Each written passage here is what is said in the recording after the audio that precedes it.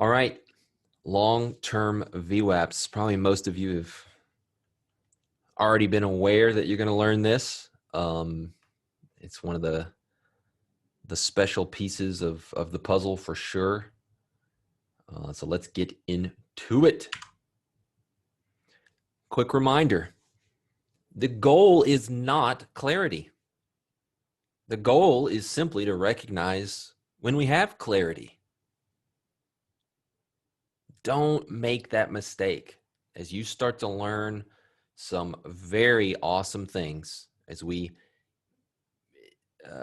make our read on narrative even stronger, granted much more complex. But as you begin to have your eyes open to some of these things, you might get some idea in your head that your job is to use these awesome tools and always have clarity.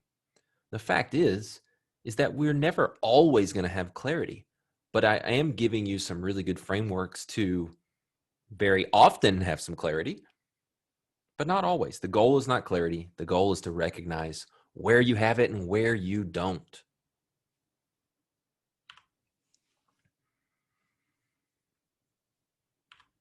Chapter 1, general concepts here. Today, we're going to get down and dirty all about narrative, and we're going to take it from just structural narrative alone to now its highest form, which is going to be the full narrative read across long-term VWAPs and composite structures. You already know how to access trades with our trading time frame developing value area.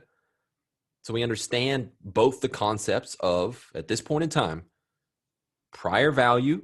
That could be yesterday, that could be a 3-day CVA, doesn't matter. You understand prior value and you understand developing value. I'm telling you, we're going to get complex today, but quite frankly, you already know how to do everything I'm about to tell you on a basic level, because we're just going to repeat the concepts of laws of market dynamics, prior value, developing value. Okay. Continue to build on narrative and how we see that, right? Current condition is great. Are we rotational or are we imbalanced? That's great, but we have to go deeper each and every session. Where's a place where there's a key recent rejection? Get used to looking and thinking about that word a lot. Do we have a key recent rejection we can identify? That's going to give us a nice bias. It's going to give us a nice line in the sand. What about on the other end? Likely destinations, right? I think key recent rejections and likely destinations are more important to narrative than defining the current condition. That sounds kind of crazy because it's all about the current condition, with one or two little twists on the rules, which we might see today.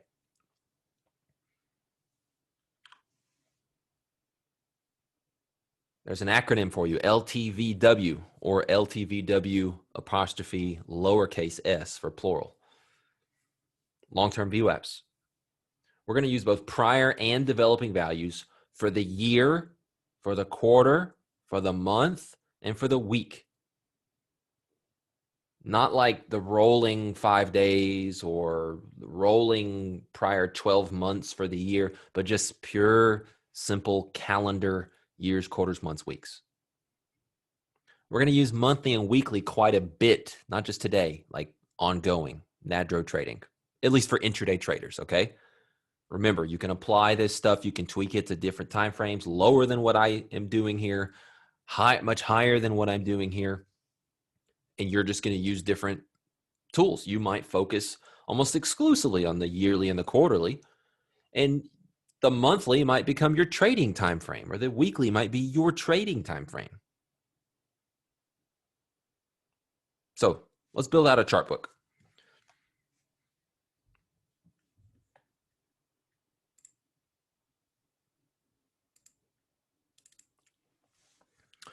So here is our ES chart book.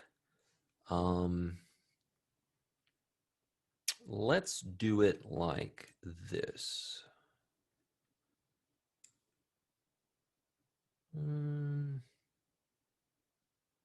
Whatever. I'm not going to overthink it. because I'm just gonna, it's all gonna be on one monitor here, which is can be difficult.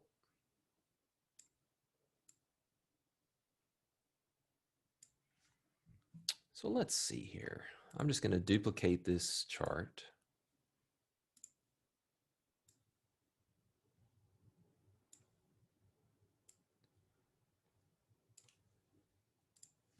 We will make it yearly. And we're actually going to make it instead of an intraday chart. Actually, I'll wait and do that real quick. Let's actually make this, sorry. We'll go back and do that. We'll start with the quarterly just for the heck of it. So the quarterly, it's going to need a good amount of data, which I'll wait to do. What do we have on here? Just the ECI VWAP. So let's go to our VWAP, and instead of making it daily, what do you think we'll make it? Oh, how about quarterly? Sounds good. We're going to do some other things too. We are going to extend the, this is going in half increments, remember? So VWAP 0.5, 2 is plus or minus 1. That is our developing value high and low. We're going to extend the prior versions of that. That's going to become our prior value on these charts. You'll see what I'm talking about. Everything else is probably fine. Let's just do that. And let's make this, I forget what mine are actually. Let's make it a 300,000 volume chart. We'll just do this from scratch. And we are going to need a lot of days in here. So let's just make it 220.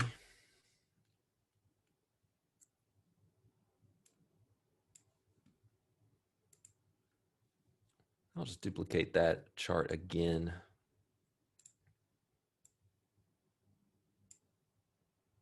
Let's make 50,000 volume bar chart. 90 days will be fine.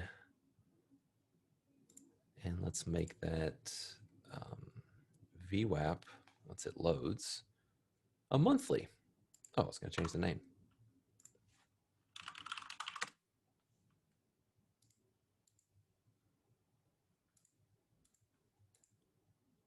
Monthly, extend the 2.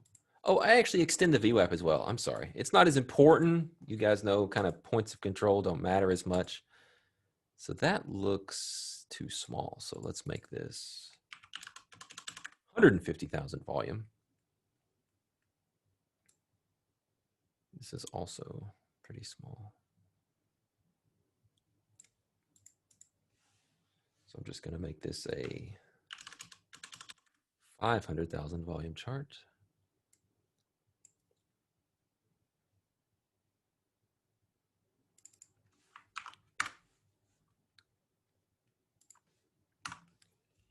What do we have? Drawings mapped over? I don't want drawings mapped over from anywhere.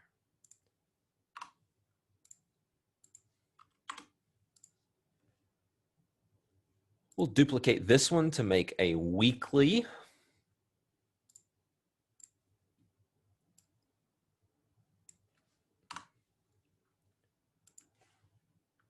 $60 days, 50,000 volume, rename it weekly, and then we'll change our VWAP, obviously.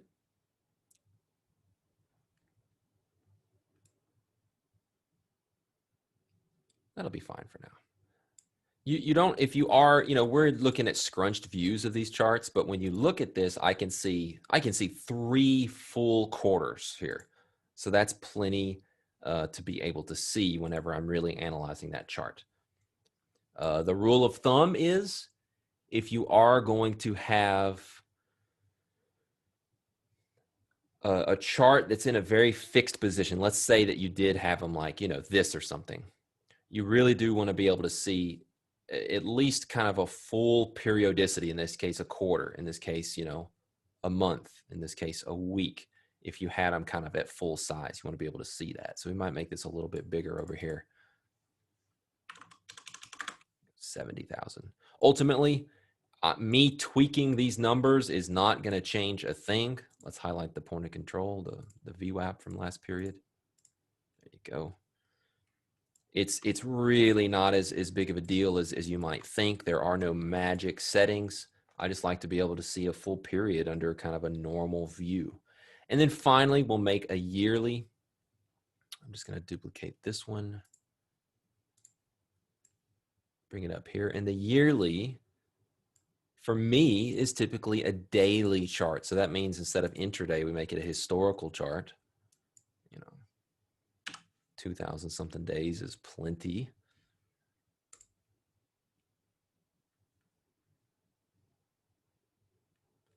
And obviously we need to make this a yearly VWAP. Apply, done.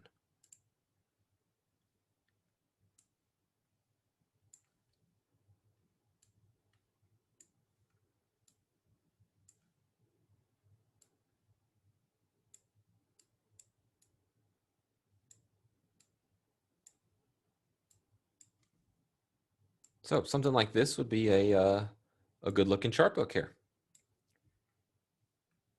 Oh, need to change our name here. Yearly, quarterly, monthly, weekly. So I just wanted to walk you guys through building out those chart books. We're going to come back to them. Don't you worry. But now let's go back to talking about things within our presentation.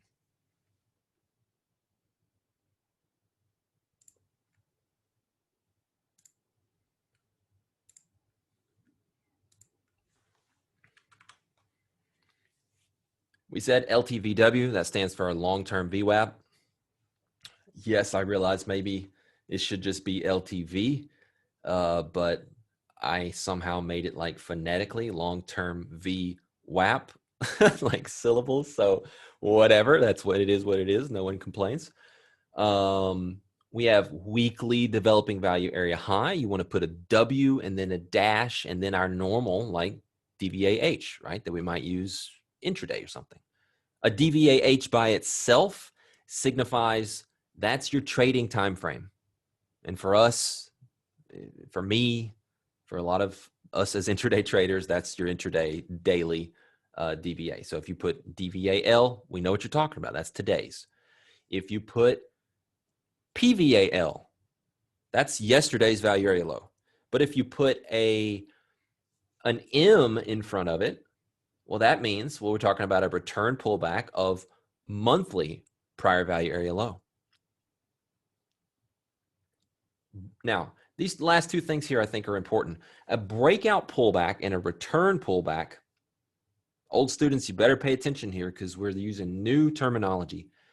Breakout pullbacks and return pullbacks are terms reserved for those setups in regard to prior value, prior days, composite value areas, or long-term VWAP prior value areas, any form of prior value, breakout pullbacks and return pullbacks. The two acronyms we use for DVA setups, regardless of time frame, intraday or long-term VWAPs, are IPBs for imbalance pullbacks and EFs for extreme fades.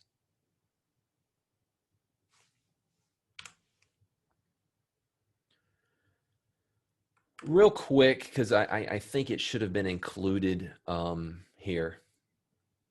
Hey, yeah, for a lot of you guys, we have been using a lot of different terms in some ways. I just wanted to clear that up for today. Let's see here. So when we have our developing value area, let's say this is 1 week. Wherever developing value area high and developing value area low finish the week, this is week 1. For week 2, that becomes prior value area high and prior value area low, and that would be weekly prior value area low and weekly prior value area high. And then the week, let's say we open up right here, right? The week will have its own developing value, right?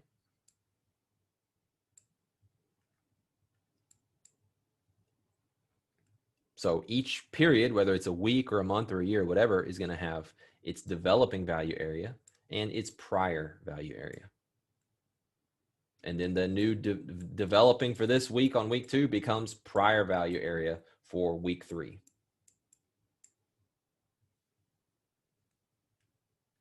It's no different than a TPO forming throughout the day, and you end up with value. And remember, it developed until it got there. And then guess what? For tomorrow, that becomes your prior value area, right? It's the same concept. We're just using a different measure, in this case, a DVA measure, instead of volume profile or market profile to build out where we call prior value.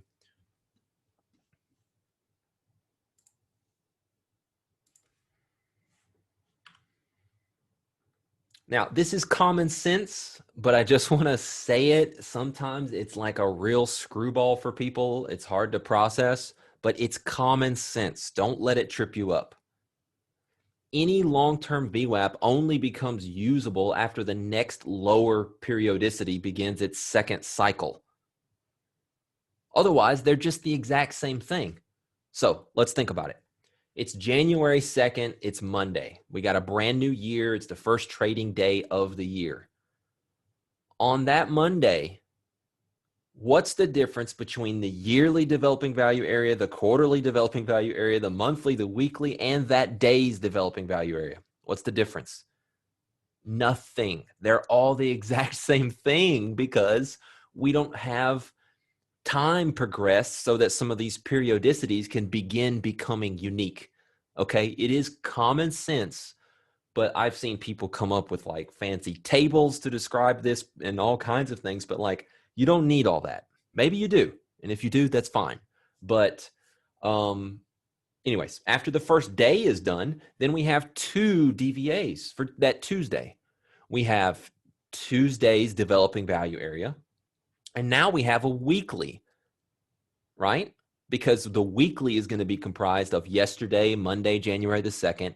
And now as it continues evolving into Tuesday, it's unique compared to Tuesdays which resets. But guess what?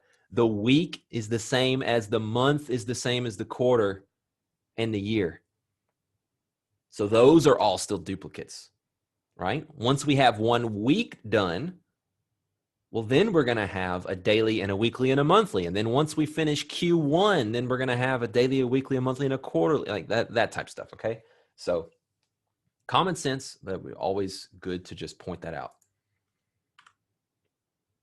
Reading a long-term VWAP, singular term, narrative. You really already know how to do this. Laws of market dynamics, right? We traverse areas, imbalance. I've taught you guys how to use DVA specifically. We're going to be using DVA, extreme fades and imbalance pullbacks. You understand breakout pullbacks and return pullbacks of prior value. We know how to see where kind of condition changes between balance and imbalance. We know how to identify recent key rejections and see likely destinations based on a lot of the above things. So let's hop back into a chart real quick.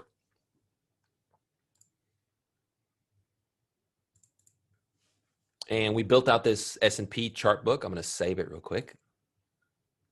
Let's just look at and just kind of narrate S&P because I think it's interesting, right, to look at like one of the most important stock markets in the world and just like narrate it from this newfound perspective that we have. How about we go back to, I don't know, I think 2016 was a really interesting year.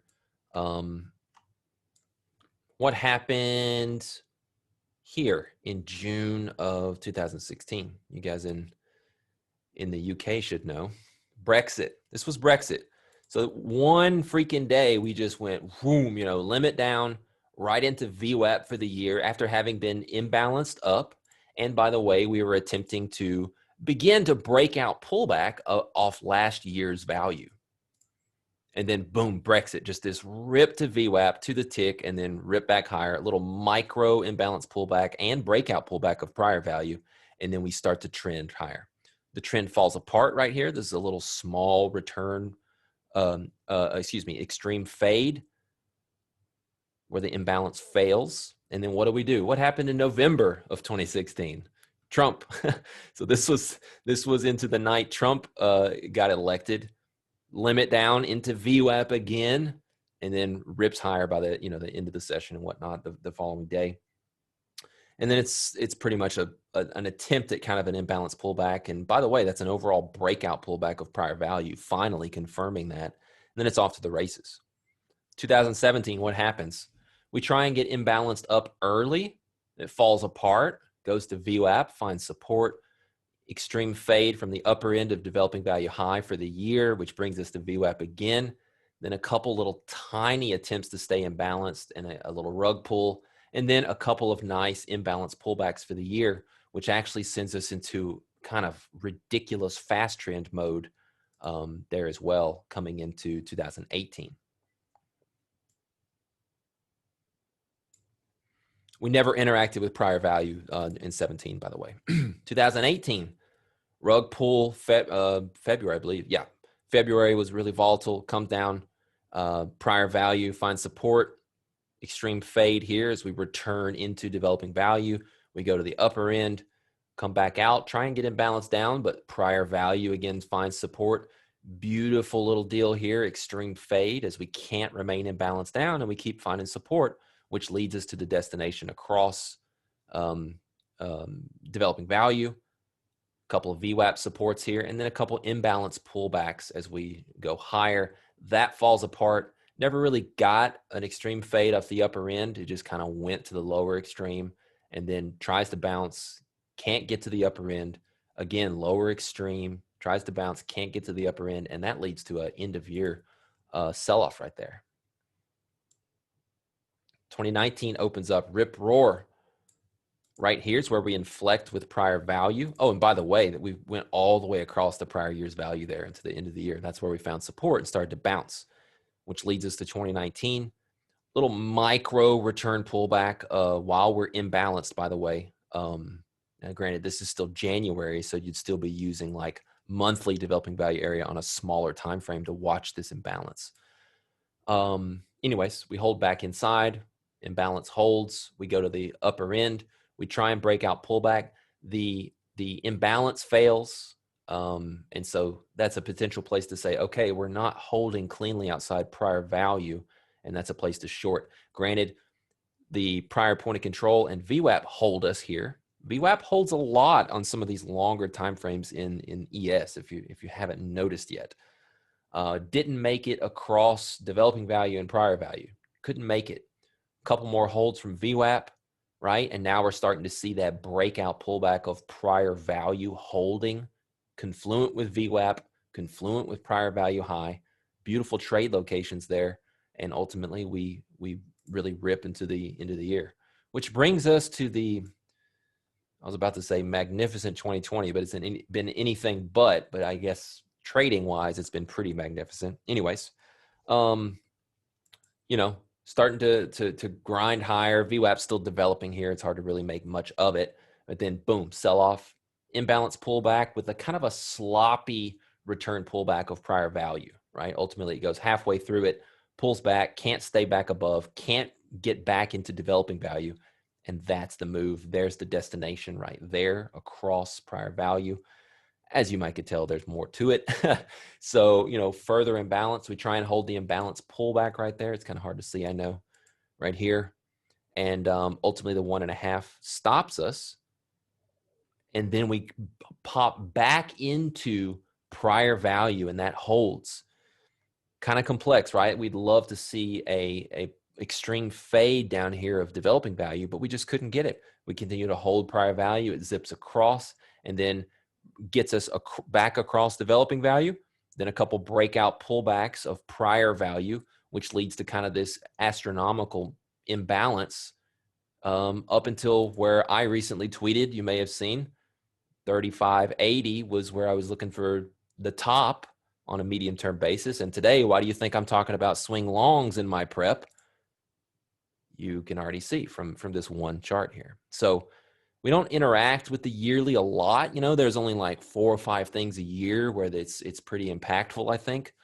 But my goodness, to be able to narrate the market in this way, um, it's the stuff dreams are made of. It's beautiful stuff. So there's the past 5-6 years, whatever I just went through, of the freaking S&P 500, and a lot of it makes sense at a lot of times, and there's some long-term destinations and swing trade opportunities and all kinds of really cool stuff. You want to practice going through almost like I did there, just like you did building TPO charts and building CVAs, I should say, and practice being able to narrate that narrative like I just did, and as comfortable as I just did, and seeing what was important and what was just finishing a destination or whatever, where things changed, where there were inflections, all that good stuff.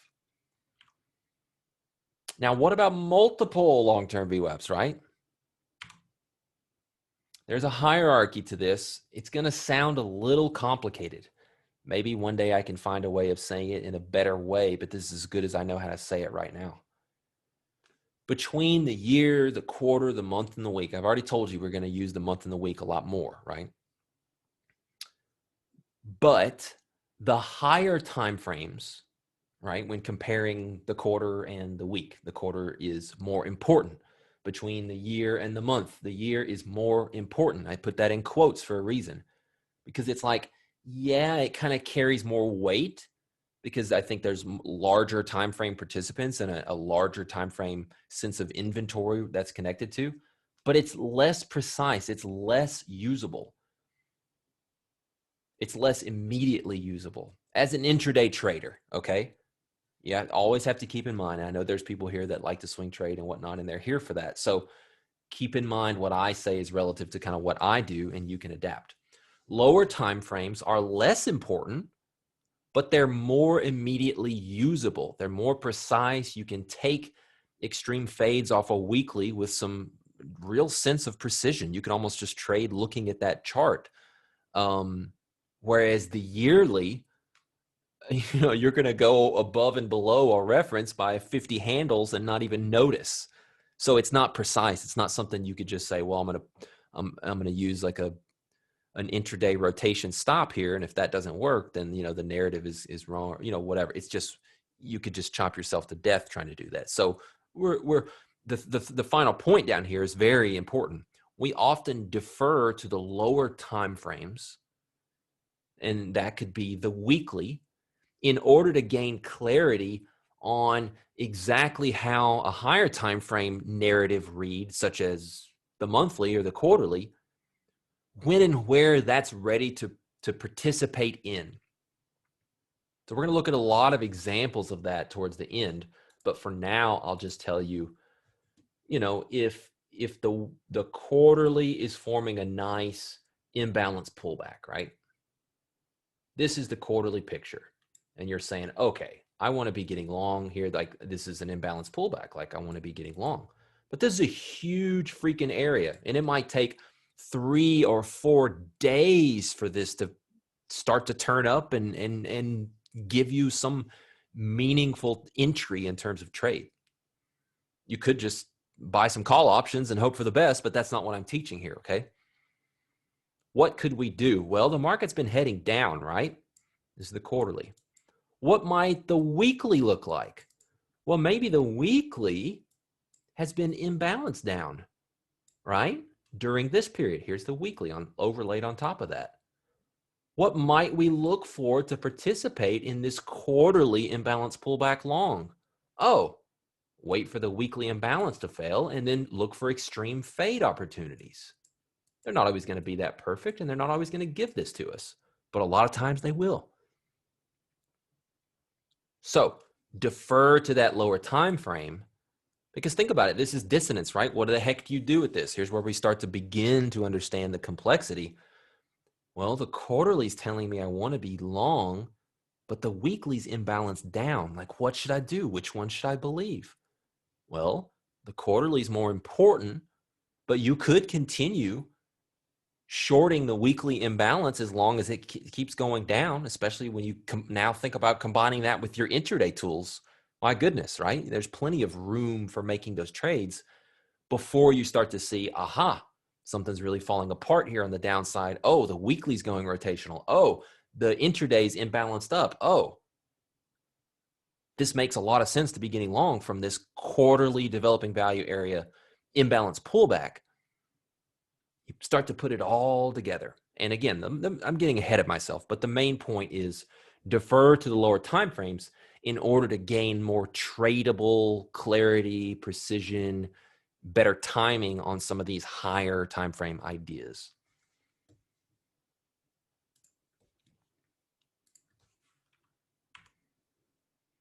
Now, there's a difference in how we treat extremes, okay? And let's just start by asking some questions based on what we do know, based on our intraday developing value area that we took a look at.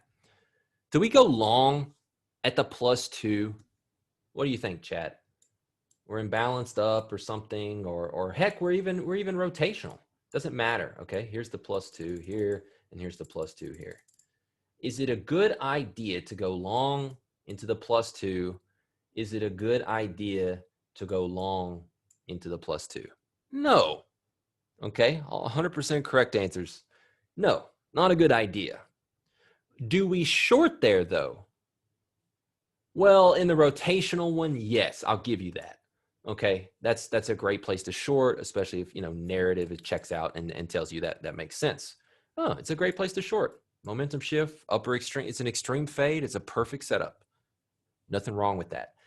On this situation though, over here, we don't short here, especially if it's a established imbalance, right? That we don't just short. And a lot of times, look, the 2 is going to be something of an extreme, but we don't just short there intraday. Why? It's too fast paced. It's typically going to be something where it kind of messes you up from perhaps the better trade. It's going against an imbalance, which doesn't really make a lot of sense. You're just fighting a lot of things intraday. Things are immediately against you. So that's not, we don't just short, here intraday. That doesn't make much sense. However, if we look at this chart here that I'm drawing here, forget about this. And I tell you that this is the yearly or the quarterly, and it's rejecting a 2. Or even better, you find multiple long-term VWAPs who are hitting extremes. That's going to be something that shapes our bias for that session. I don't care that the quarterly and the yearly are imbalanced up. If they're all hitting extremes, sure, I'll pay attention to what unfolds intraday. I might go long, I might go short. There's some options. But what's my favorite trade going to be? What's my hypo 1 going to be? We reject those extremes and work our way back towards some of these longer term VWAP developing value areas. So therefore, if we start to break down intraday, or I can fade a rotational upper extreme intraday, or I can go with an imbalance down intraday, or it's a breakout pullback of a 2-day CVA lower, right? And this is the context on the yearly or the quarterly or something, I'm really bearish because the yearly is probably going to be pulling back somewhere. And this is telling us it's bearish based on recent structure. And if you've got your, an intraday DVA trade location as well, we're starting to really put together some trade ideas here. So the point is, as I'm being very long-winded, is that even when a market is imbalanced up on some of these long-term VWAPs, especially the monthly, quarterly, yearly, weekly is getting closer to intraday, so it's a little tougher. Not as much meat on those bones to make the profits. When we're hitting those extremes, even if we're imbalanced up in those situations, my DMI, those type things, like my prep, my hypos, I'll be looking to fade those extremes. I'll be looking first and foremost. And am I going to blindly do it? Am I just going to throw some limit orders up and get short because I think it should go down? No, that's not what we do. But that doesn't mean we can't have our main hypo that says if it starts to break down, if you start to get confirmation on lower and lower time frames that this is happening, then we're going to go with that trade. It's our best idea for the day.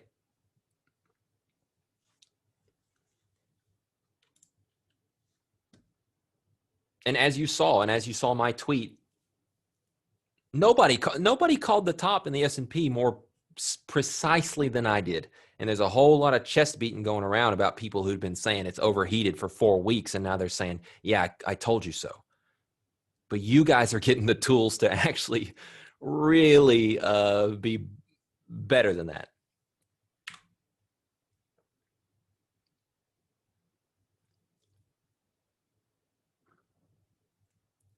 All right, let's see here.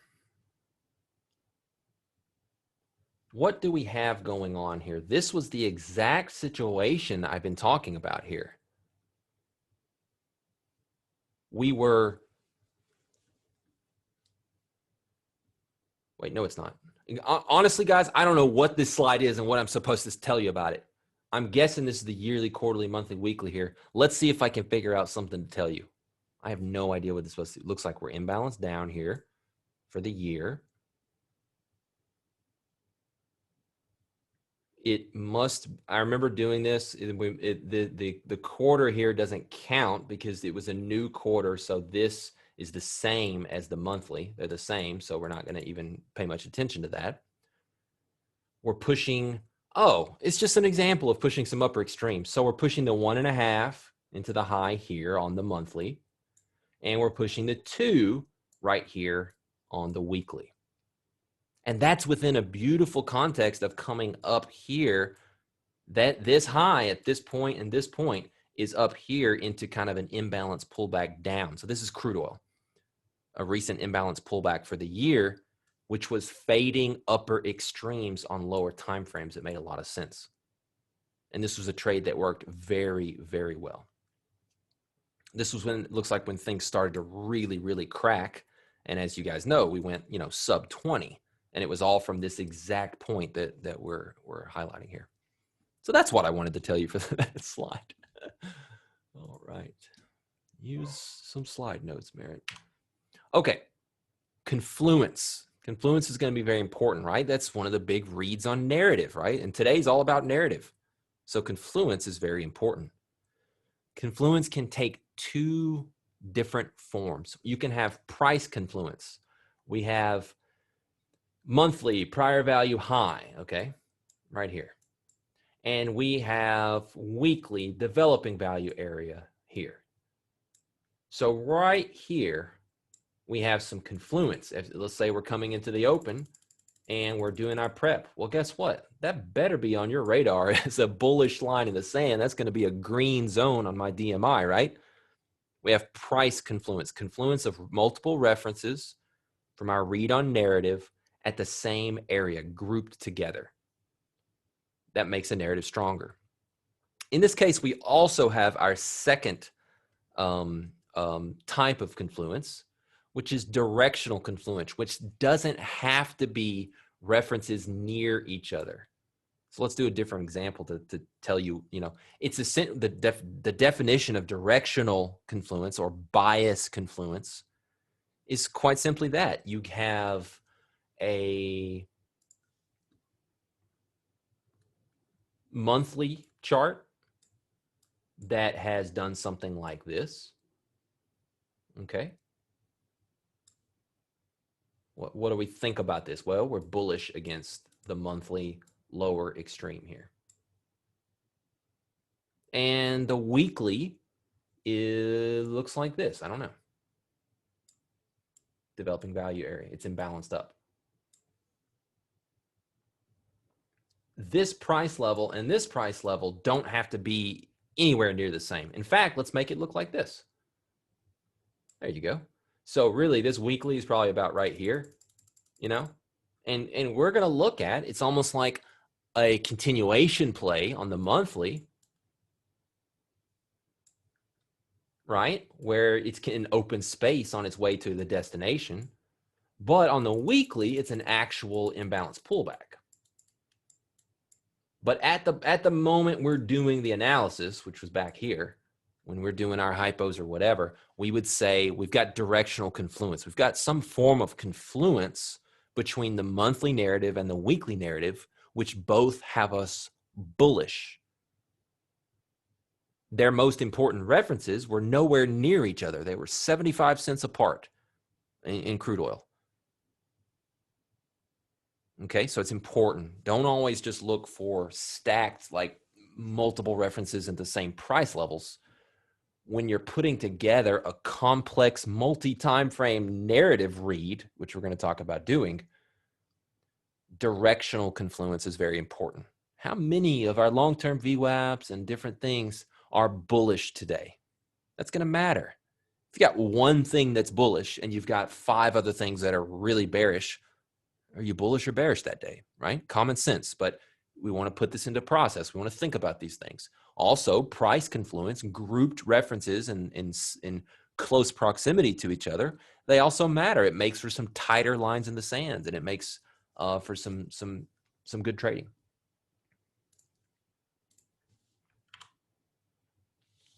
What are we going to do with developing value high, developing value low, VWAP, prior value high, points of control, composite value high, composite value point of control, weekly developing value low, weekly developing value high, weekly VWAP, monthly prior value low, yearly developing value high. Oh, there's an overnight balance. Oh, we've also got yesterday's high. And are you kidding me? That's going to be one of those like comical charts that you see people have that look like this. Look at these references. Look how many we have. It doesn't matter where quarterly prior value high is necessarily. It doesn't matter where weekly developing value area low is necessarily. Your job is going to be to, the name of the slide here, rank and distill. Identify where some of the best narratives are, and you know how to rank narratives, recency and shift of condition, all those type things. Where is their confluence? We now understand there's 2 forms of confluence. What can you find that's the strongest and most clear? And then forget about other things. We're not going to use 32 plus references every day. And you're not going to get into a trade and be like, oh, there's a reference we're coming into. Well, that may not matter at all. What's your likely destination based on what you ranked and distilled information down to come up with your hypos and what was most likely on the day?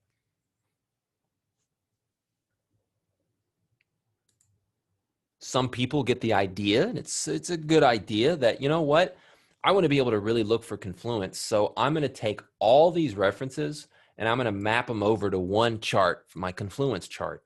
Well, we all know what that chart looks like, right?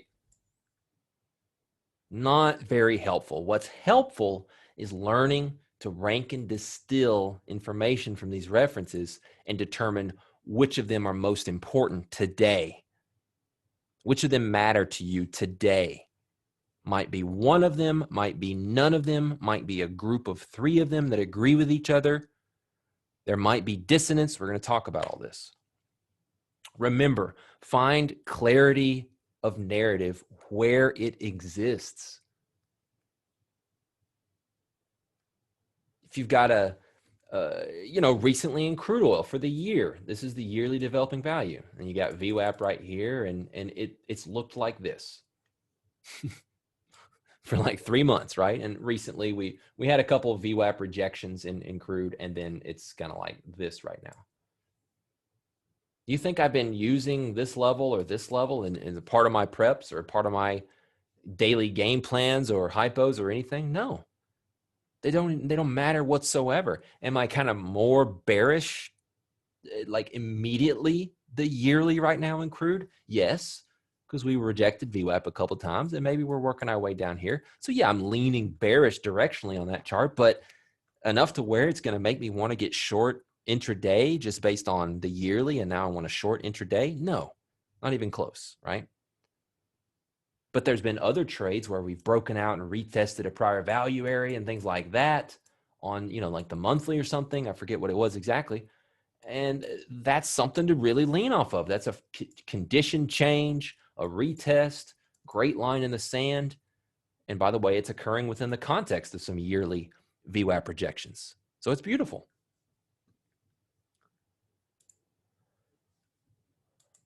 Real quick, overnight balance is, it's a minor reference. It's a lesser reference, but again, it's a more immediate reference. If you've got an overnight, the only thing I care about the overnight trade, other than looking at my long-term VWAP charts or whatever and finding recent key rejections, a lot of times I know why the overnight low is the overnight low. I don't care that it's 25, 60, and 75 cents. I care that it rejected XYZ important confluent area. It's meaningful to me. The only thing I care about the overnight session in terms of a price chart or profile is if there's a substantial sideways balance going on. And then and only then will I kind of pay attention to, okay, we might need to watch if there's going to be further boring rotational behavior inside of this overnight balance. If anything significant is going to happen, we're going to have to break out of this overnight balance. That's the only thing I use that for. So confluence is easy, guys. Confluence, oh yeah, this agrees with this, or this is a reference that's stacked with another reference. That's easy. There's no confusion. But that's not what separates the best traders from the amateurs. Handling dissonance, however, is. Dissonance, when things disagree, when they cause conflict in your view and whatnot, is what we mean by that. Dissonance is almost always going to be present. But remember, we don't weight everything the same. All right? The weekly's imbalance down. We talked about that almost exact scenario earlier. Weekly's imbalance down, but the monthly is rotational. So should we be looking to get long the monthly at its developing value low on like an extreme fade? Or should we be focused on continued shorts with the weekly imbalance down? Which is it? Well, there's more to the story, hopefully, not always, but what are some things we might could look to find out? And let's draw this, right? Weekly is imbalance down, right? And the monthly is rotational, and let's say that we're coming into here. So are you going to look to potentially short from here, or are you potentially going to be looking to get long from here? Well, obviously, you could wait for things to clear up, which I'm not sure if I have on this list or not, but we'll come back to that if that's the case. Let's go through them one at a time. What does the collective full analysis say, right? We haven't talked about CVA structure. We haven't talked about what the yearly or quarterly might be telling us. There might be other charts which also are kind of whispering to us or maybe screaming at us that are saying, you want to be short.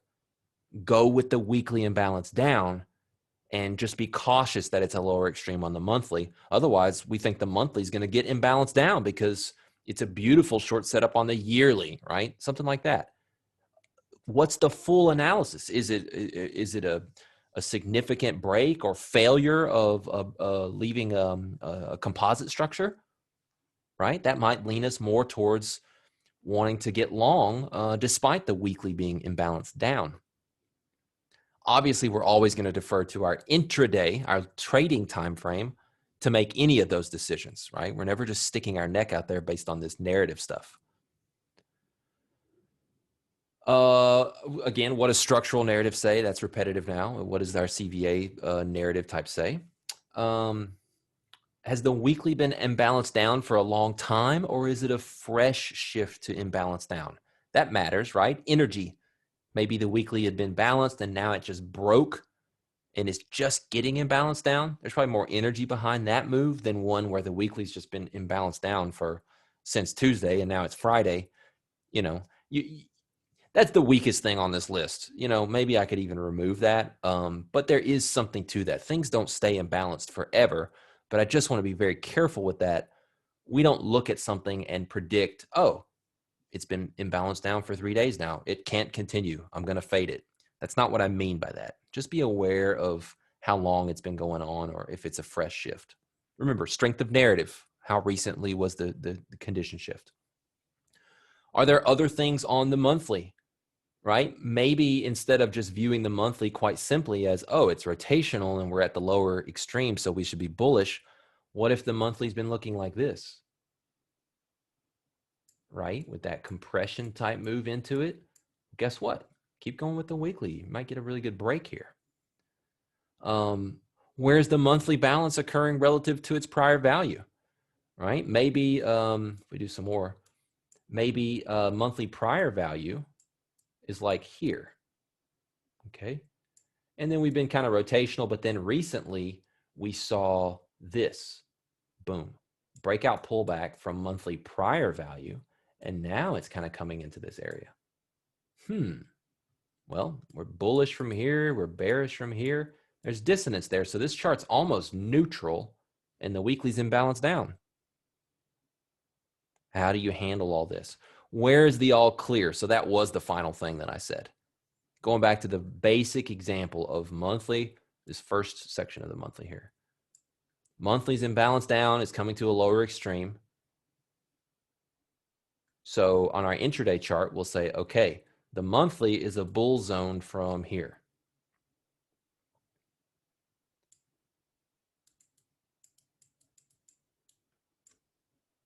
But the weekly, where its developing value area low is for the imbalance pullback, is here. And that's bearish, right? That's where you'll see on my DMI, I'll show you like a zone of dissonance, right? A bear zone above, a bull zone below. We might chop in between. But what's the question? Where's the all clear? The dissonance is resolved if we get this or if we get this. If you break and hold above the bear zone, that's a return pullback, you know, of what's going on in the weekly. I shouldn't have called it that. It's an extreme fade opportunity because we've gone rotational on the weekly. And the monthly was already bullish. So now everybody's bullish, right? That's scenario A right up here. Scenario B is for the monthly to break down. Maybe the monthly offers an imbalance pullback. And the weekly, as we know, has already been imbalanced. So it's just more of the same. So they're both bearish below here. That's waiting for the all clear. You might take some trades in this middle zone if it's choppy, but are you going to hold a core position looking for you know, a 40 handle move in the S&P? Probably not. You should probably scalp those 6 points and be happy with those until something else a little sexier shows up for us.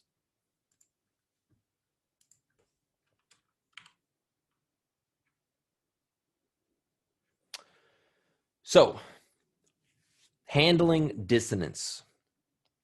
We want to look at where we can find the most clarity, where the strongest narratives are, the clearest narratives are. We talked a long time ago about finding the strongest narratives. Same stuff applies here. Not every line or reference matters. Now, sometimes there is like there's always some dissonance, right? You're never, well, I shouldn't say never, but very rarely is it where you look at the yearly and the quarterly and the monthly and the weekly and the CVA and prior value and you say, it's all bullish. My goodness, I know what to do here. That's pretty rare. Most of the times you're going to find like a pretty convincing bullish story, but then something is bearish and you're like, well, screw you, bearish guy. Everything's bullish, so I'm bullish, right? You rank and distill all that and you find out what's the strongest read. You've got the most confluence, you've got the most agreement, and you go with that and you ignore something else. However, sometimes there's a really good narrative on the downside and there's a really good narrative on the upside. worthwhile dissonance, significant dissonance. You're going to have some options, and I don't have the answers for you. You could pick one, right? Some of this comes down to niche, I think, right? You may have a bullish breakout pullback of a 3-day CVA, but it's into the upper extreme on the monthly, which is rotational, and you also feels very strong. You might have, as a rule, I always go with structural breakouts. And so forget the monthly, right? You could just pick one. Or you could wait for things to clear up, right? If you've got a breakout pullback structurally, but let's come here and draw the monthly. What if the monthly was like this, right? Well, where's the all clear? Oh, well, we got to wait for the monthly to get imbalanced, and then we could go for it.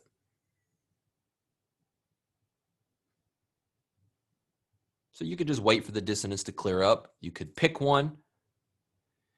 If the area in between conflicting narratives is wide enough, you could scalp in between. A lot of times, if you've got a really bearish level here and a really bullish level here, you might see some chop in here. And you might find shorter term trades to take. But that's a little advanced for kind of beginner lessons here.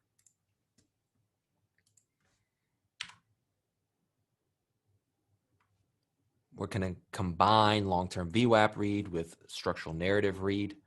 Sometimes it's going to be a no-brainer. You've got confluence between the two. They support each other. No problem. It's easy. Other times they conflict, like we kind of drew in that last example. There's also an art to this. And as I said before, there's also a form of niche to this for some people, right? Some people really like leaning on the long-term VWAPs. Some people really like leaning on the CVA structures. You could pick. Ultimately, what's going on here is we're looking at multiple versions of truths across different time frames, guys. And there's not one that's necessarily so much better than the other, unless you have multiple time frames telling you we all agree with each other except for this guy over here, right? So what are we going to do for this full top-down approach to rank and distill to get to our narrative by looking at a bunch of narratives, but our main hypos and whatnot? For each of the 4 long-term VWAPs, we'll look at, generally what's the current condition. That's just kind of a starting point. And then those really important things, recent key rejections, likely destinations, the overall strength of that narrative. Where are we within the cycle of that narrative? Are we almost to the destination, or are we more early phase where we've recently had the condition change? That matters in terms of strength of narrative. Confluence or dissonance even on a single time frame. You might be breaking out of prior value, but still rotational and developing value. One thing I'll tell you, it's not on the slides here. I tend to lean, when it comes to long-term VWAPs, I tend to lean much more on the developing values of those 4 time frames than I do their prior values. When it comes to prior value, I tend to rank structural custom composites that I taught you to do higher than I do VWAP based prior value areas on standard periodicities like the month and the week, right? They still work, don't get me wrong. I kind of wish they didn't, because it doesn't exactly bode well for perfect, like we need to attach value to balance and that type stuff, which I always harp on. These things still work for whatever reason. So then we boil that information down after we go through those 4 time frames, figure out what's clear, and you want to get to like a long-term VWAP summary from the year to the week. Summarize it. Here's what's most clear. Here's my take on the narrative from the general long-term VWAPs. And it could be that my read is that there's just nothing really clear, or that there's very clear dissonance between XYZ and ABC. Remember, you're not seeking clarity as the answer we need to arrive at every day. You need to determine when and where there's clarity and when and where there's not. Then Do the work we've been doing. Same type questions, current condition, recent rejections, destinations, all that good stuff. Strength of the narrative around your CVAs, if and when you have them. Prior value you defer to if you don't have multiple day composite value. And now assess the two. Do they agree with each other? Are they very dissonant? Is one much more clear than the other? And so I can't necessarily give you, a 10-step process to do this. It's complex. I think it does begin to, at times, come down to kind of niche and decisions and maybe a little bit of art form as opposed to just pure analytics. But we try and be as analytical and as objective as we can. I'm not saying we're going to kind of, flip a coin every day. A lot of times you're going to have clarity. I think you guys have been following most of you, if you're, you probably followed my DMIs or something and have a sense for the levels and the bias and whatnot that I come up with day in and day out. So you realize it's not, some kind of art form coin flip type deal. And a lot of my students have the same read. You guys are not going to have them this week necessarily or next week necessarily, but over time, with a lot of hard work and practice and mistakes and reviewing those mistakes and comparing notes with your peers, you're going to develop the same reads that I do essentially.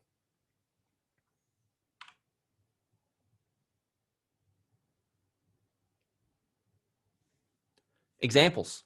Let's get to charts. I told you we'd spend a lot of time just talking about concepts and all this kind of stuff, and then we'd really hop into the charts. So let's do that.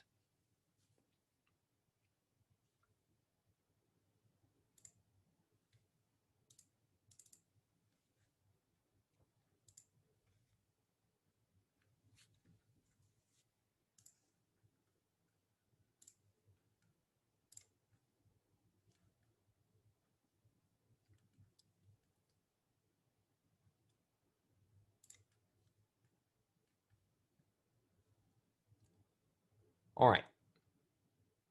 Let's go to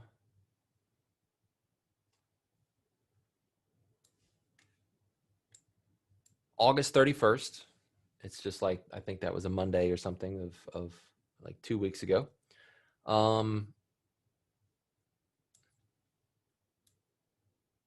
We've got the S&P pulled up. Here's the DMI for the S&P. So here's the levels. Let's take a look at why this came about. Looks to me like, because it's dotted lines here, I pretty much went and said, I'm focused on a CVA. So let's see.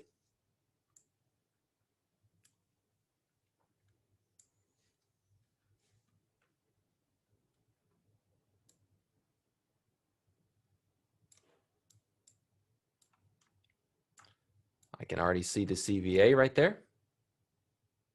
Couple day CVA, and looks like we were opening just above that. This was in the really high ramping phase. So let's get a global crosshair for everything. Here we go. So coming into the open,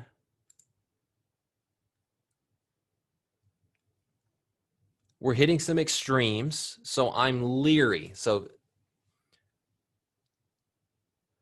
on the year, we're right here. Not quite hitting the 2 yet, but we are above the 1.5. On the quarter, we are like riding the 2. And I know that we've been in a fast trend type mode. We held the 1.5, and now we're even starting to hold the 2 as we come into this session on the 31st. The same thing on the monthly.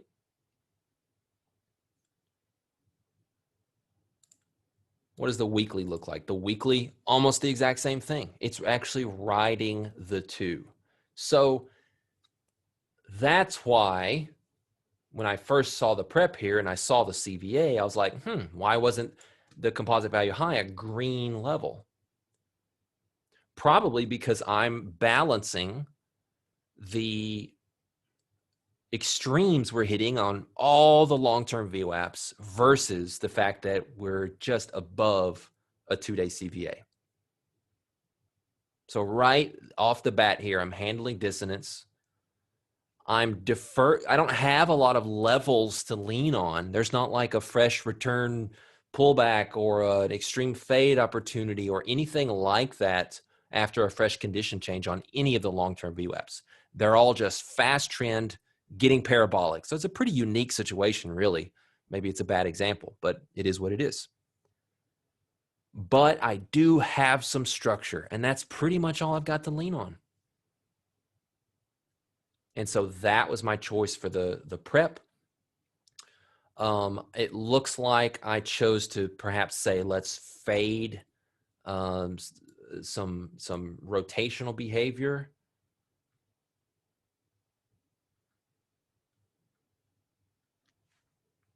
Actually,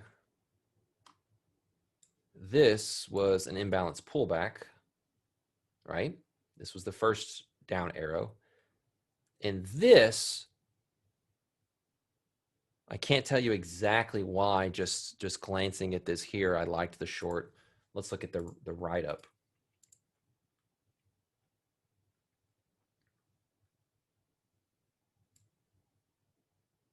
Giving a much needed wick to the weak highs from last session.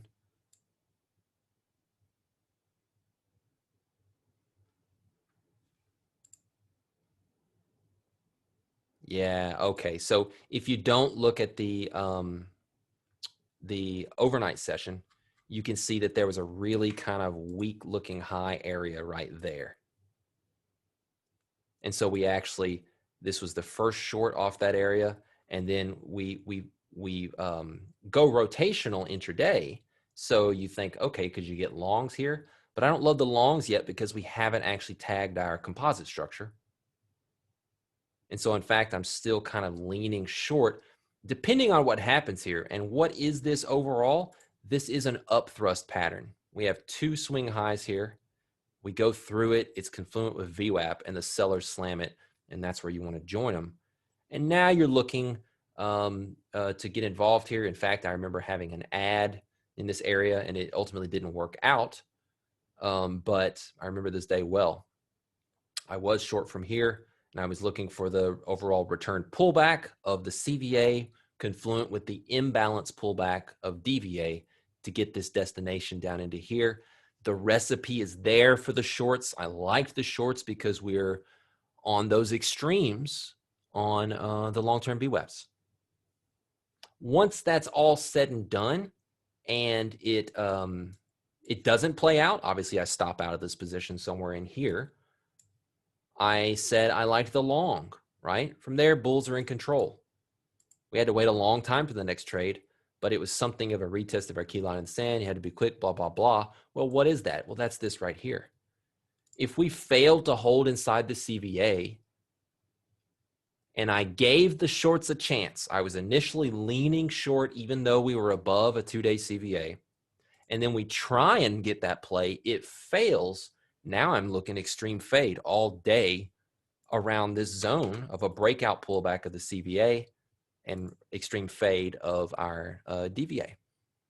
And I probably just scalped it across to developing value because I am so leery of being long at these extreme prices on long-term VWAPs.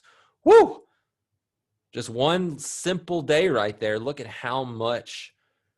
I mean, on one hand, it's like, wow, that's a lot of stuff and a lot of things you're putting together there. But on the other hand, it's still simple.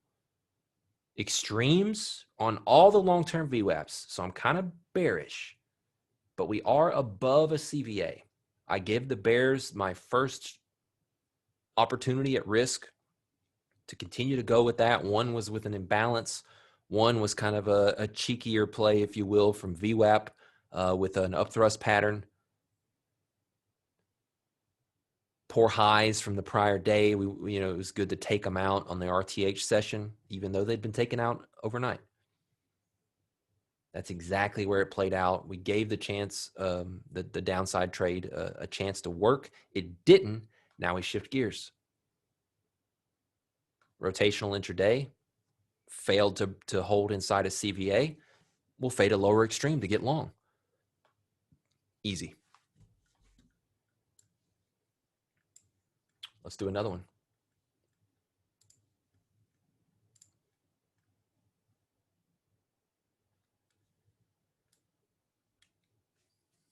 Yeah, Rafi, good question. That is something I've left out of teaching you guys. And I will go ahead and tell you, it is acceptable. Rarely, hear me out, guys. No one ever wants to listen. All you sorry old students on this call, you never want to listen. Don't trade from VWAP all the time. Okay. I'm being facetious. Trade from the extremes.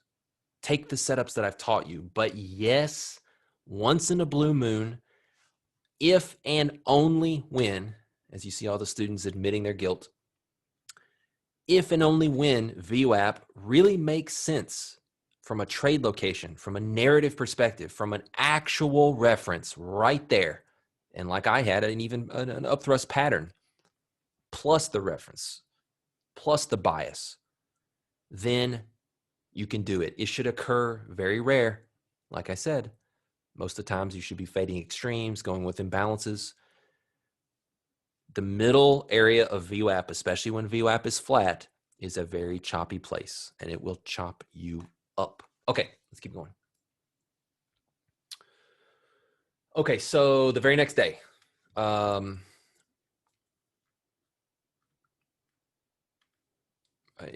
haven't pre-prepared any of this if you can't tell. Okay, so bullish S&P, as long as we can hold above 3490 to 96 area where we have the two bull levels posted for you. Bearish, if that breaks down, plenty of room to fall, as we've been noting, right? So in these preps, I've been saying caution to the upside, guys. A lot of room to the downside, blah, blah, blah. So let's get to 9-1.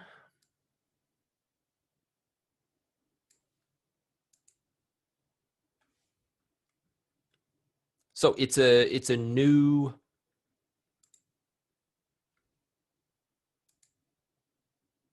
month and a new week. 9-1 is now Tuesday. Was oh, we just did 8/31, which was a Monday. Okay.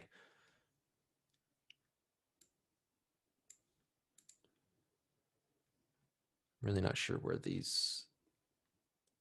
Oh, I don't know why that's prior value there. Anyways.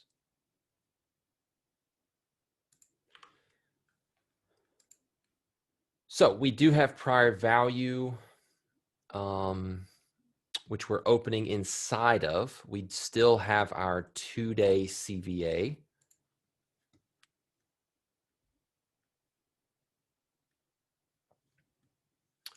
And it looks like overnight we'd come in and rejected the CVA. So we're bullish from that general area. I had another level, and we've rolled over, so I guess I could reverse engineer it by, I guess it was about 10 points. So let's see, this is 85. That would have been about 95. That is around 90. So it'd be around 80. So I have this bullish level here at 80. And honestly, it may have been where I got dialed into the 1.5 holding on a fast trend and the 2 holding on the quarter. So 1.5 confluent with the 2. Very, very odd, very, very atypical type situations there. Not something you're going to see commonly used as a reference to lean off of, going with more fast trend on long-term VWAPs. Again, this was an unprecedented type move higher here we saw. So it looks like that's what I did there. Let's just double check the overnight. Yep.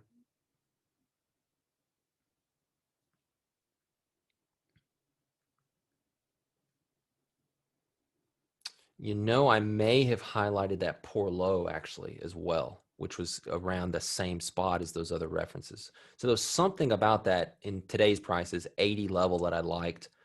So anyways, bullish from there. I think I marked, it looks like prior value high as kind of a spot to watch out for as well. So show it to you again. There's the composite value high. There's that poor low and fast trend multiple references on monthly and quarterly.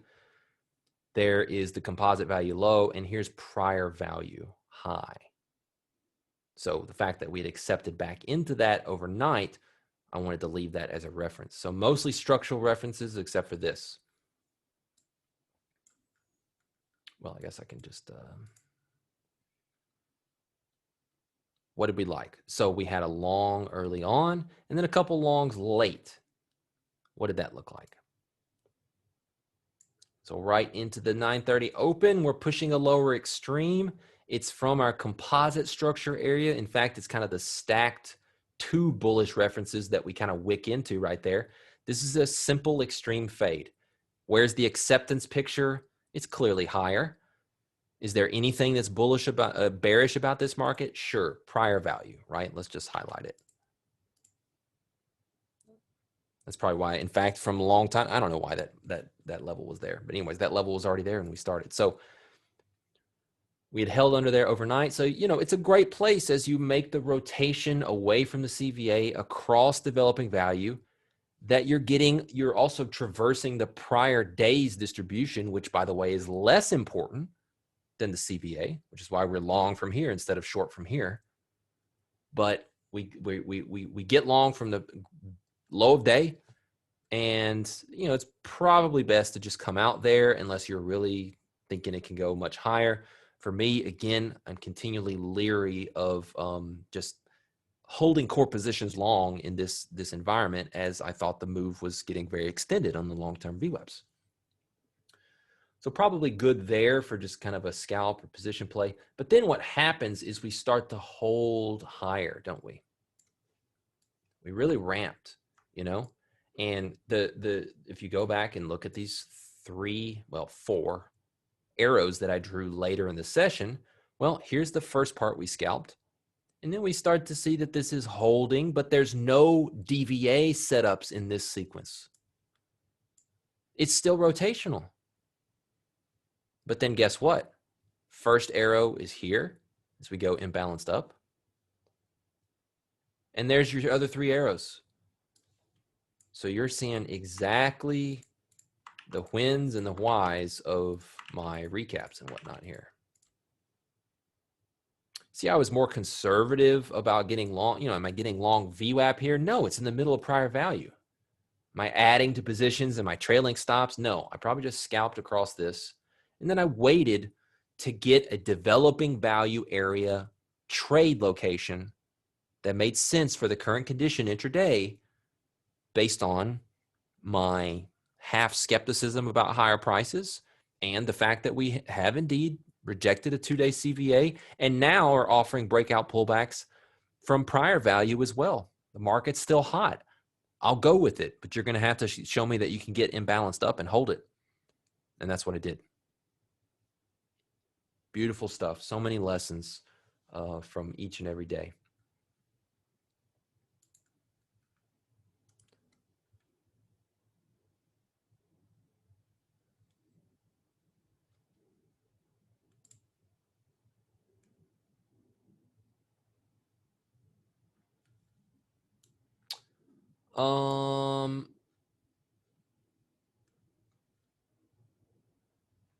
Doesn't look like I did anything other than pound my chest a little bit about in fact, I said no prep, right? This was this day. Yeah.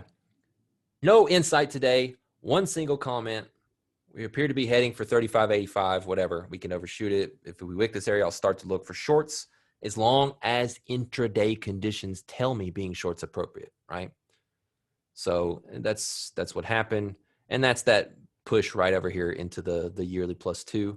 And I did start shorting there. I didn't crush it from that exact location, but I shorted more overnight.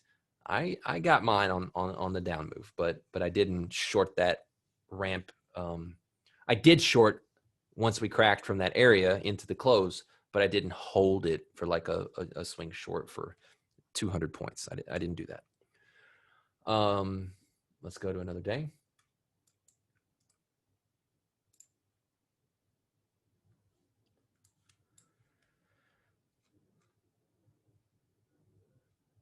This was the wham bam day in the S&P. Yes, we did reject the important area, blah, blah, blah. The first real test is 35.55, which we're coming into right here into the open, this neutral level. We'll reverse engineer what that was. If buyers hold that, we have the potential for chop. But if it breaks down, we have a great situation for more downside.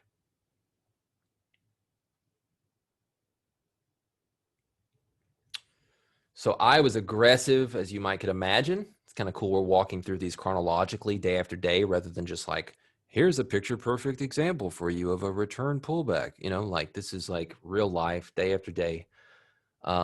Anyway, so you already understand that I'm kind of bearish this market based on the long-term VWAP extremes.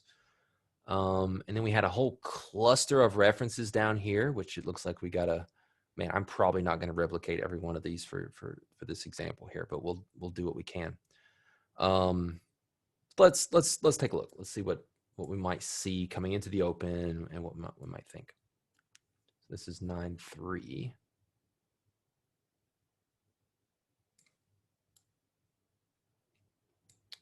Here's the open.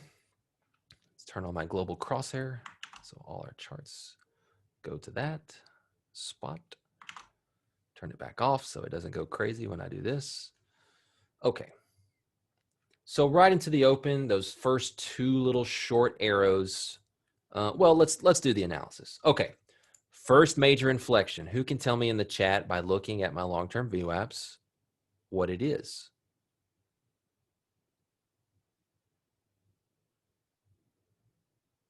No, it's not the yearly +2. First neutral inflection, which is the test for the bears to see what they can do. Yes, it's the week. We have a new month and a new week, so the month is pretty much irrelevant. And other than it's, you know, prior values always count, guys. Prior values, they're never repetitive. If they are, it's purely coincidental, and it's real confluence. Developing values on these long-term VWAPs are the ones. So if we zoom into this a little bit, just so you guys can see better, here's what I'm talking about. Here's where we rejected, you know, the +2 from the yearly and all that stuff. But what I'm saying is, what is this neutral reference that I'm saying is the first test for the bears? And that is, are we going to stay imbalanced up on the weekly or not? Remember, we defer to those lower time frames and start to get other trades that allow us to participate in some of the higher time frame stuff. And for me, I was really aggressive because if you look, the picture on the weekly, in fact, should still be bullish based on the acceptance picture there, right? I mean, we're above it and we're just coming into it. So that's why I keep saying the word aggressive. It's very aggressive of me to short there, but I have so much that I'm bearish about. The market's confirming it. I'm going to stick my neck out a little more than normal, but guess what? It's perfect imbalanced pullbacks right into the open, right? Where's the open? Here. So it's these. Drew a couple arrows in this area to get involved. Maybe I was even talking about these. I don't know. Any of these are fine.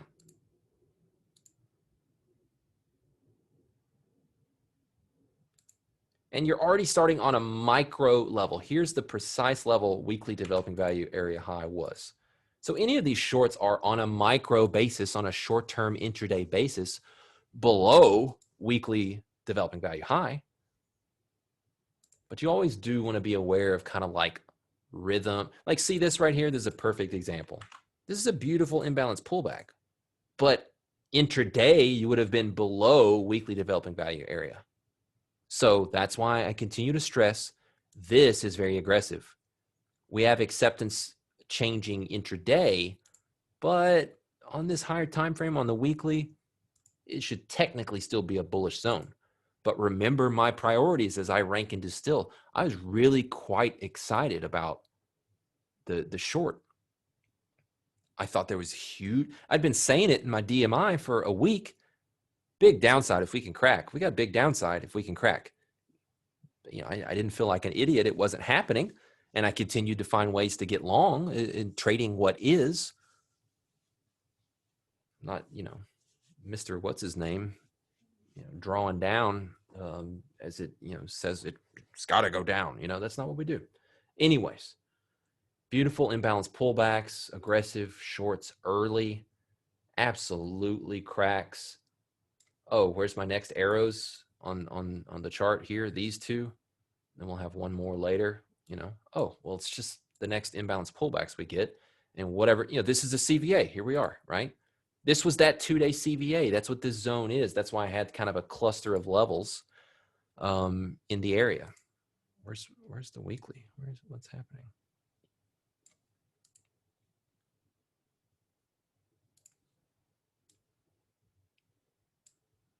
What is happening? Okay. So the lower level down here is we're finally interacting with the confluent area, this solid level right here. Sorry, there you go, here. That is the first form of prior value we're running into, and that would be found here on the weekly, and it's confluent with the monthly as well. So a little bit of bullishness from there, but hey, that leads to the return pullback of the CVA. Huge rotation intraday compared to the size of the CVA. So guess what, guys? That CVA, it's one line for all we care. There is no like little return pullback. So now we're bullish because we're back in the CVA. When you're this far detached from current rhythm versus like the size of a 2-day CVA, it's one level.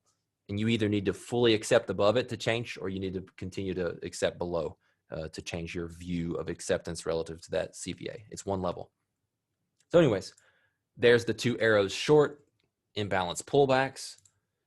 And I did have a bullish level pre-market down here.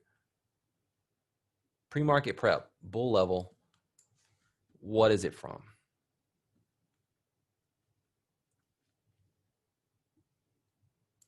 I have no idea. What is here? Oh, quarterly developing value high. I mean, it's a major thing, right? If we're going to sell off from the +2 and the, you know, beyond the +2 here, one of the first things we're going to get to that's very, very important is quarterly developing value high to see if the imbalance there can persist. And that's exactly what this bull level is here.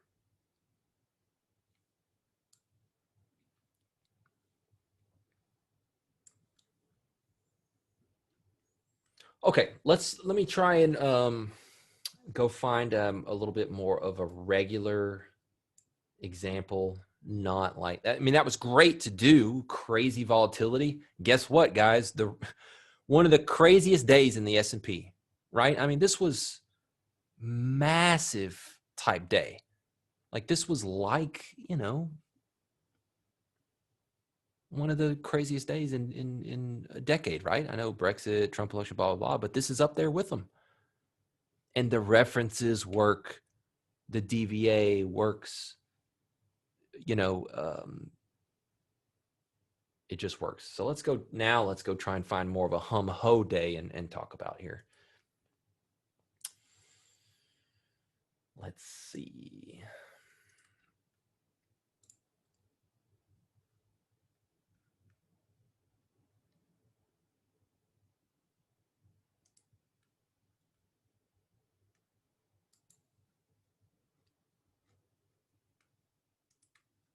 I don't know. It's been some pretty good volatile stuff lately.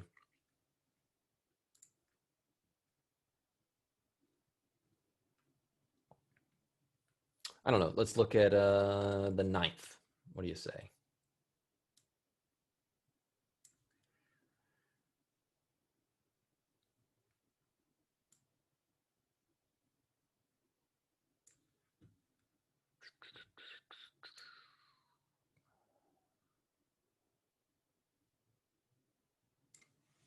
Okay. Coming into the open on the 9th.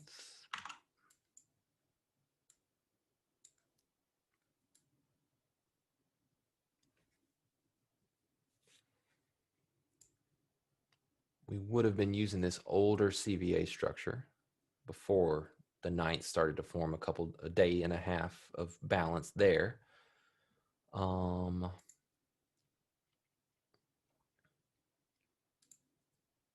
What else is going on? Let's see. The yearly has just bounced from the well, I'm not going to say confluence yet. I just saw it out of the corner of my eye. But anyways, the yearly is bouncing from, oh no, sorry. I thought I turned it off, but I turned it on. Now it's off. There we go. The yearly is bouncing from its imbalance pullback, right? That's what the overnight low was.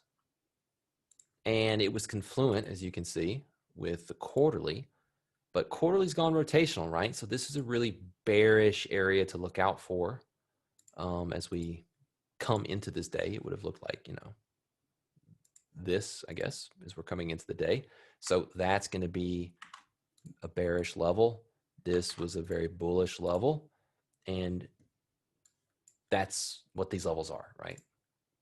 That's yearly. That's quarterly. There's some other stuff in between. Got some CVA structure, as we said. What does the monthly look like? Monthly is interesting. It's imbalanced down against this kind of 65 area right here.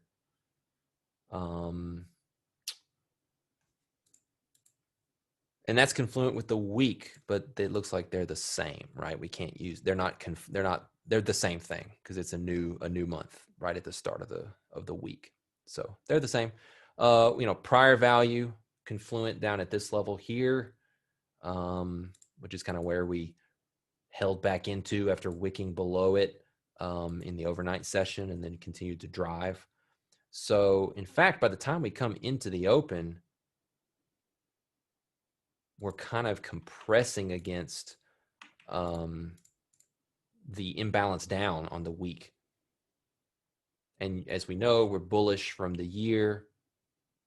So anyways, what do we like in terms of trades? Well, imbalance pullbacks, right? The imbalance down on the monthly and the weekly, well, just the week, breakdown, that fails.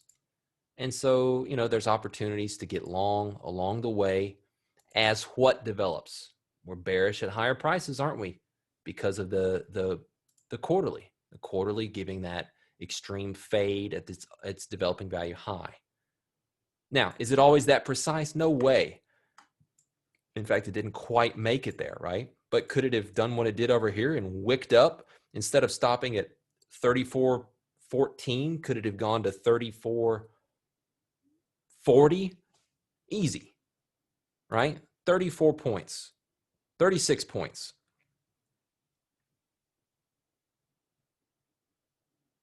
26 points. A large range, okay? Quarterly is not a precise instrument. It was in this case, but just keep in mind, you can't expect that kind of perfection from it. So that's what we had. Some imbalanced pullbacks along the way, even confluent with some breakout pullbacks of CVA structure. And then these last two to kind of finish off the move into the reference.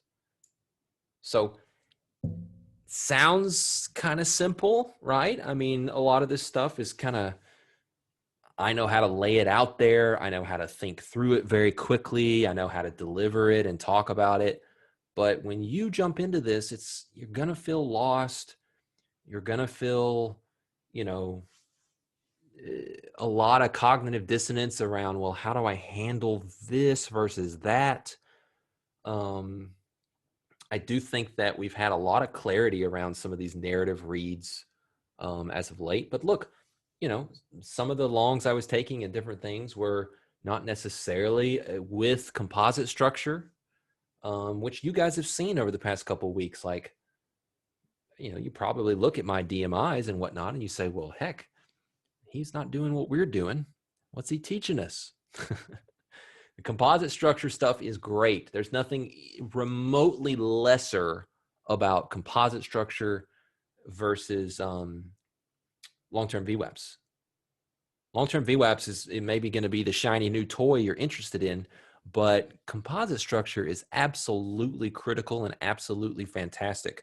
And a lot of times I will defer to composite structure to almost like that lower time frame like we talked about to get into some longer term VWAP ideas. Not always, but a lot of times.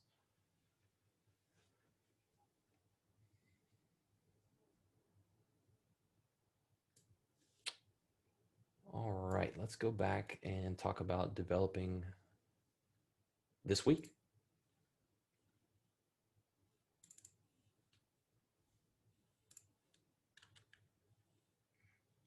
Composite profiles most certainly help coming up with your narrative, including using the long-term VWAPs.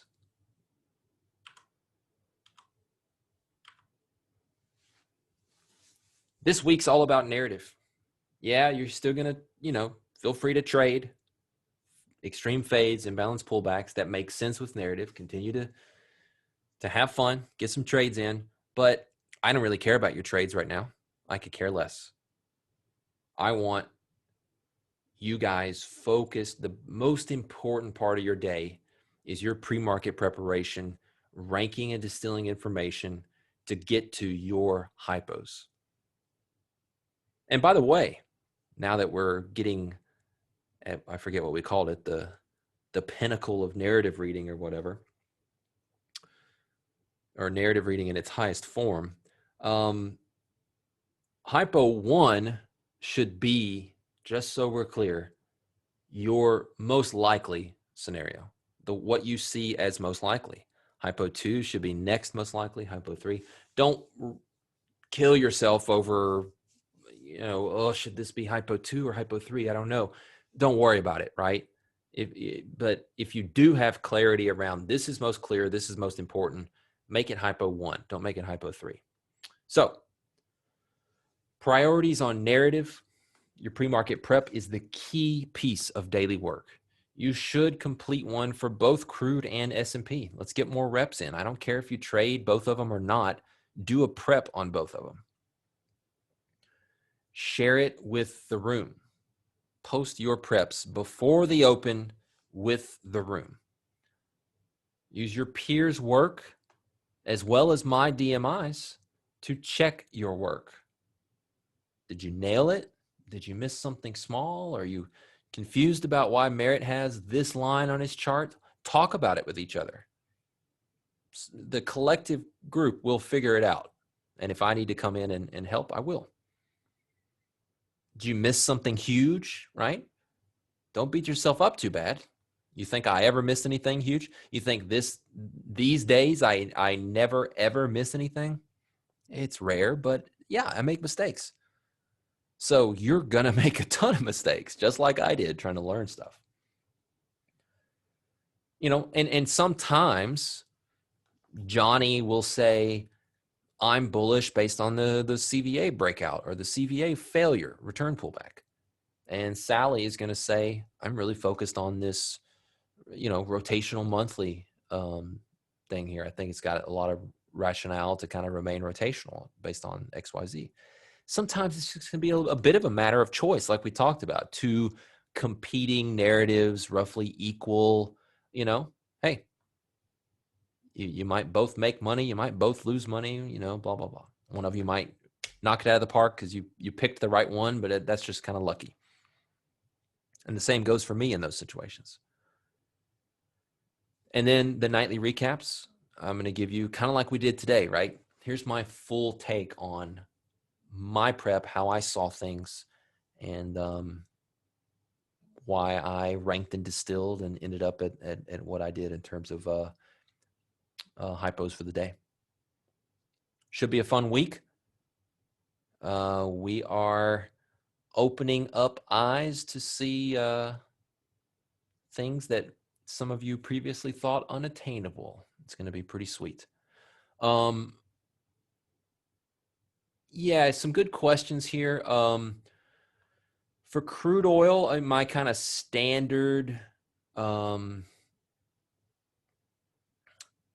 intraday time frame is 1,000 volume. That's pretty good. Look, if you want to default to any time-based charts on, for your trading time frame, a 3-minute chart I think is a good one. I'm pretty hot on a 3-minute chart right now. I like it. But yeah, there is no magic when it comes to setting up the. In fact, you know what? Let's do it. Crude oil. Let's do it.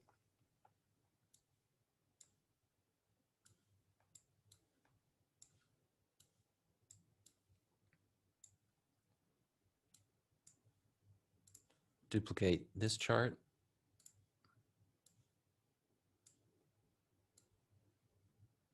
We'll just start with the yearly. Historical chart. 2,000 something days. VWAP. Yearly. Extend the VWAP. And DVA.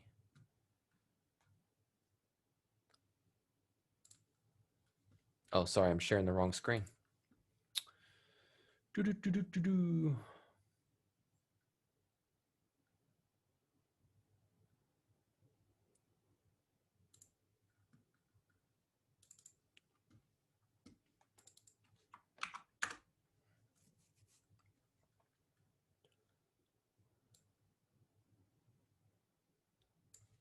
I was like, something does not look right here. It's not back adjusted. I knew that was not what the yearly looks like right now. Volume-based rollover back adjusted. All of our charts should be that. So I need to fix this one too.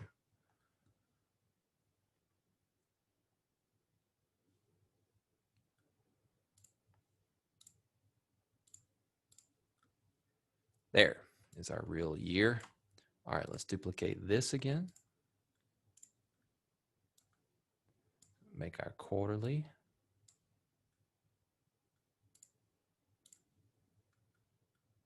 I don't know, volume, let's start with 150,000. I'm just gonna make it a simple 90-day. You probably need a few more days in there.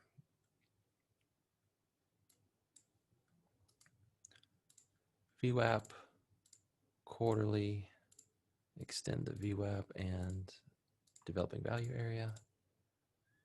There you go.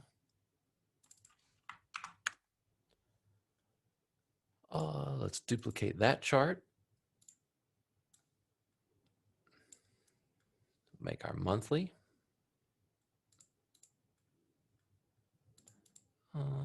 Let's get the monthly on here.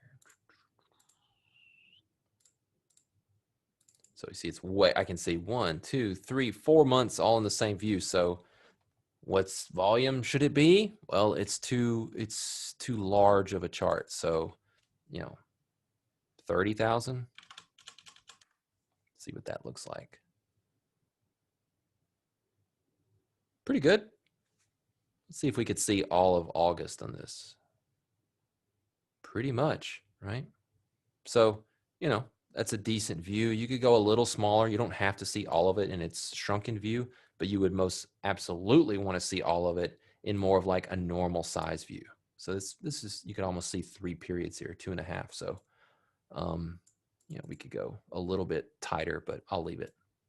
Let's duplicate that chart and make our weekly.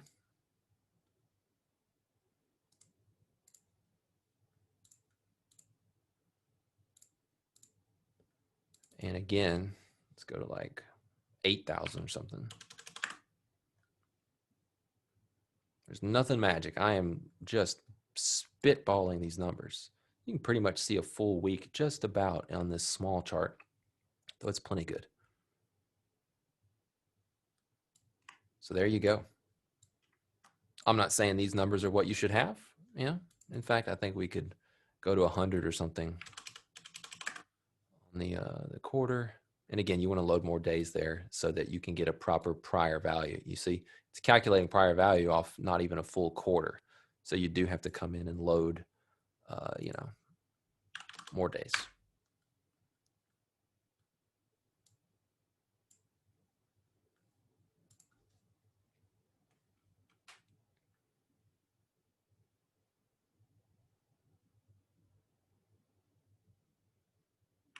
There.